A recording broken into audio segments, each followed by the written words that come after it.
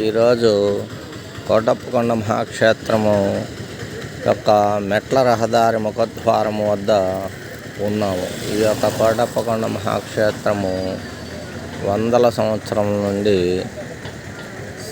శివుడు దక్షిణామూర్తి స్వరూపుడై ఉన్నాడు.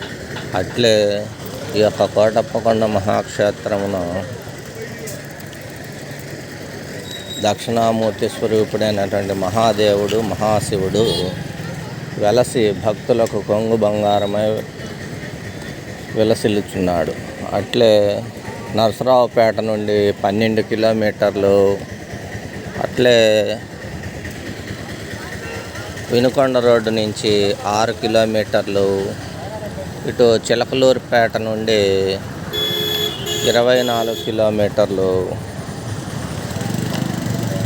ఇది ఈ స్వామివారు కోటప్పకొండ మెట్లదారి ముందు కొలువై ఉన్నటువంటి విగ్రహము, శివుని యొక్క విగ్రహము. అలాగే మెట్ల రహదారికి ముఖద్వారమైనటువంటి ముఖద్వారం నుండి పూర్వము అందరూ మెట్ల రహదారి నుండే పైకి వెళ్ళేవారు, స్వామివారిని దర్శించుకునేవారు. ఈ త్రికోటేశ్వర స్వామివారి సన్నిధికి ఇప్పుడు చేరటానికి వీలైన ఘాట్ రోడ్ మార్గం ఏర్పాటు చేసి ఉన్నారు. ఈ ఘాట్ రోడ్డు వల్ల ఇప్పుడు భక్తులకు అత్యంత సౌకర్యవంతంగా ఉన్నది. ద్విచక్ర వాహనములు, ఆటోలు, జీబులు, కార్లు చక్కగా పైకి వెళ్ళుటకు రహదారి ఏర్పరిచి ఉన్నారు ప్రభుత్వం వారు. అందువల్ల యాత్రికులు విరివిగా కోటప్పకొండ త్రికోటేశ్వర స్వామి వారిని దర్శించుకొని భక్తులు పునీతులవుతున్నారు.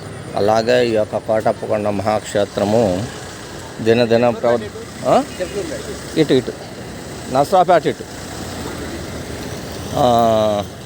ఇటువంటి మహాక్షేత్రమున భక్తులు దినదినం ప్రవర్ధమానమై బాగా భక్తులు రావడం వల్ల ఈ యొక్క క్షేత్రమున అన్ని రకముల సత్రములు ఇక్కడ ఏర్పాటు చేసి ఉన్నారు.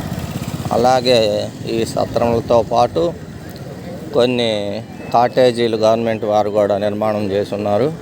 కావున ఈ కోటప్పకొండ మహాక్షేత్రమును దర్శించుటకు అందరూ సుముఖత చూపిస్తూ ఉన్నారు.